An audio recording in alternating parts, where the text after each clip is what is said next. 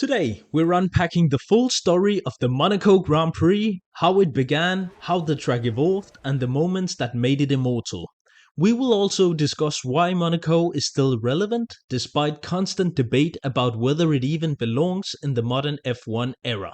Welcome to F1 Unpacked. Chapter 1: The Beginning of Monaco. Anthony Nogues is the man who is widely credited for creating the Monaco Grand Prix all the way back in the 1920s. His idea was bold. He wanted to build a racetrack out of public roads through Monte Carlo, around the harbour and past the luxurious landmarks of the city. The very first Monaco Grand Prix was held on the 14th of April 1929. The winner was William Grover Williams, driving a Bugatti Type 35. The race was a statement. Monaco could host a serious motorsport event. And because of the setting, the luxury, and the ruthlessness of the track, it could do so in a way that no other venue could ever match. Then, history intervened. World War II shut down all European racing completely. Monaco, like the rest of the continent, went quiet in the late 1930s and most of the 1940s. When racing returned after the war, Monaco returned too, and it now returned as part of the race calendar of the new pinnacle of motorsport. The Formula One World Championship, which was introduced in 1950, held its first F1 Grand Prix in Monte Carlo on the 21st of May, with Juan Manuel Fangio as the winner. He would later go on to win 5 Drivers' World Championships as the first driver in history. That is another story. Now let's get back to Monaco. Chapter 2: Track Evolution. Circuit de Monaco has undergone many revisions through the years. Most notably are the introduction of the swimming pool section and the introduction of the Rascasse-Nogues section in 1973. The Nogues Corner and Saint-Devoux were reworked in the 1980s, and in 1986 the infamous Nouvelle Chicane was added after the drivers exit the tunnel. In the 1990s and the 2000s the track was widened several places to make for better racing. Of course, it goes without saying that the safety level of the track has also improved drastically over the years.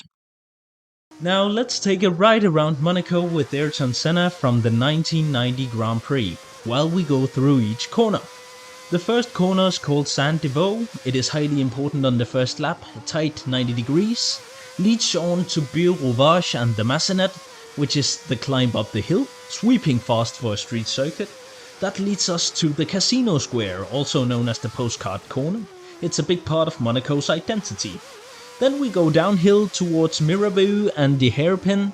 Monaco's hairpin is the slowest corner in Formula One. It is a sharp 180-degree turn, which means maximum steering lock is required on the car's setup. Then we go around to the tunnel section, possibly one of the most unique sections in Formula One. A high-speed blast through darkness into sudden daylight before immediate heavy braking down at the Nouvelle Chicane. Added in 86 and one of the only spots where we still see legitimate overtakes in F1. Then we head towards the harbour section and the swimming pool with a really fast left-right combination, which has become one of the defining sequences of the track. Then we head toward the final corners, Rascasse and Nogues, the final corners of the track, tight, technical, and perfect for forcing mistakes under pressure. The last corner is even named after Nogues, the inventor of the Grand Prix, hence the circuit is reminding everybody who built the stage in the first place. Chapter 3: Iconic Monaco Moments. The first moment I've brought is Ayrton Senna's 1988 qualifying lap, a transcendental near-perfect lap where he beat Alain Prost by 1.4 seconds. Number 2 is Graham Hill's Mr. Monaco era from 1963 to 1969. In that period, he won 5 times, including his final F1 victory in 1969, cementing his legendary status on the track. Next up is Olivier Panis' 1996 victory. It was a very chaotic, wet, dry race where only 3 cars finished the Grand Prix, with Panis taking a surprise win for Ligia Honda. Next up is Sterling Moss's 1961 triumph. His Lotus was much less powerful than the dominant Ferraris at the time, which makes the win legendary for Moss's incredible skill driving flat out for most of the race and securing his third Monaco win. The next one is Senna versus Mansell in 1992. Senna masterfully defended against Nigel Mansell's faster Williams, creating iconic defensive driving. Next up is the race of 1984. It was a rain race which Alain Prost won. However, the race ended prematurely and it is mostly known for Ayrton Senna's charge from 13th to 2nd, which highlighted his wet weather genius. Next up is the crash of Alberto Ascari in 1955. The former world champion dramatically crashed into the harbor in his car. Ascari crashed into the harbor through hay bales and sandbags late in the race after missing a chicane while leading. Reportedly distracted by the crowd's reaction to Sterling Moss's retirement. Although his car sank, Ascari was pulled into a boat and escaped with only a broken nose. Tragically, he died 4 days later in another accident at Monza. The next one is from recent times. It is Charles Leclerc's 2024 victory. Regular F1 fans will remember this one clearly. The Monegasque driver finally won his home race, breaking a long curse and electrifying the crowd in Monte Carlo. Next up is Michael Schumacher's 2006 controversial pole. Schumacher deliberately stopped on track to hinder his rivals, which ended up costing him as he received a back of the grid start penalty. The maneuver showcased his ruthlessness when it came to getting the results he wanted. Next up is David Coulthard's 2002 win. A Mercedes engine issue was remotely fixed by the team, saving his win and showcasing modern technology in Formula One. The next one is perhaps the most legendary in my eyes. It is Kimi Raikkonen's iconic 2006 Monaco Grand Prix moment when, after his McLaren retired with a heat shield issue, he left track in full gear, walked past fans and marshals, and went straight to his nearby yacht to watch the rest of the race with his friends. Lastly, we have Danny Rick's infamous celebration jumping into the pool with the entire Red Bull team after winning the Grand Prix in 2018. Now I want to hear from you guys. Which of these moments do you find the most legendary? And which iconic Monaco moments did I miss? Let me know that in the comment section below. Chapter 4: The Statistics of the Monaco Grand Prix. The 2025 edition of the Grand Prix was the 82nd edition. The race is normally 78 laps. Each lap is approximately 3.3 kilometers. That means that the full race distance is approximately 260 kilometers. The most decorated drivers around Monaco are Ayrton Senna, Graham Hill, and Michael Schumacher. Senna won 6 times, while Hill and Schumacher won 5 times each. Senna also has the longest winning streak around Monaco, winning 5 years in a row from 1989 to 1993. The best performing constructors are McLaren with 16 wins, followed by Ferrari with 11 wins. The fastest qualifying lap set around Monaco was set by Lando Norris in his McLaren in 2025. He broke the 1 minute and 10 second barrier, clocking in a time of 1 minute and 9.954 seconds. The fastest race lap around Monaco is a 1 minute and 12.909 seconds, set by Lewis Hamilton for Mercedes in 2021.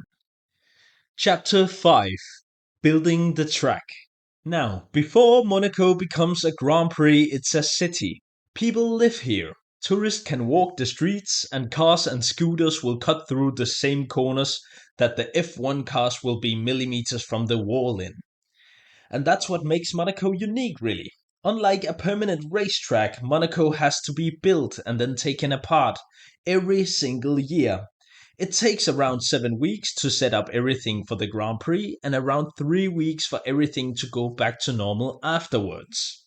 Among the setup tasks are the roads, they need preparation, the safety infrastructure needs installation, and the city needs a traffic plan.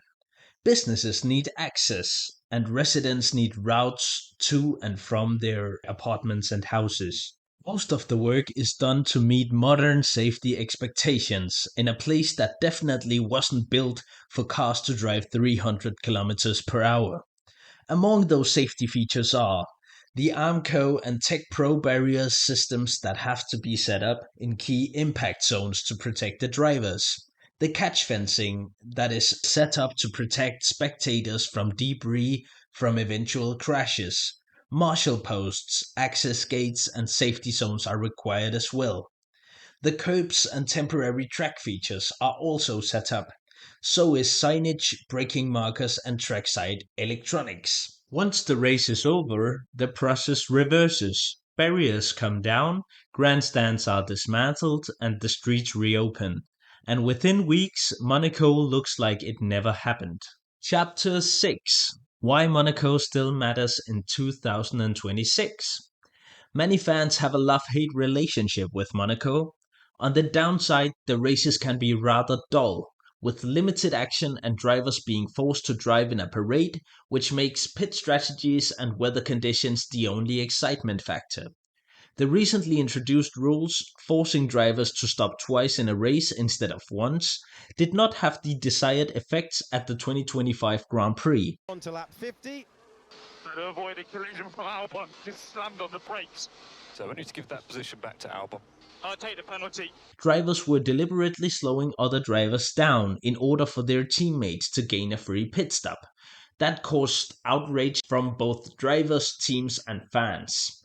And that begs the question, can Formula One still have a Grand Prix in Monaco in this day and age? And the answer is absolutely. Monaco continues to exist because it compresses Formula One into its purest test: precision under pressure. It is not the fastest circuit, it is not the most modern, and it is definitely not the fairest, but it is one where skill is visible in every single turn, because the punishment for getting the turn wrong is so immediate. In addition, the demanding circuit layout makes for one of the most thrilling qualifying sessions of the entire season. It also matters historically, which is important to appreciate as more and more new tracks have been introduced into the sport in recent years. Monaco connects modern F1 to its past, racing in the same streets, passing the same landmarks. Also, onboards of cars around Monaco really puts into perspective how extraordinary the performances of the drivers really are. It is almost surreal to drive that fast in those surroundings. Therefore, winning Monaco still carries a special weight, especially for the drivers. For example, Lando Norris expressed that winning the Monaco Grand Prix is a lifelong dream of his, ranking it above many other wins due to its history, prestige, and the iconic status of past victors. He even suggested that he would trade other victories for it. In 2024, it was announced that the Grand Prix is extended to 2031, and there are rumors it might be extended to 2035. So Monaco is not leaving anytime soon, and more history awaits to be written around the iconic racetrack in Monte Carlo. If you enjoyed this video, please consider liking and subscribing, it will help out the channel massively. Thank you for watching.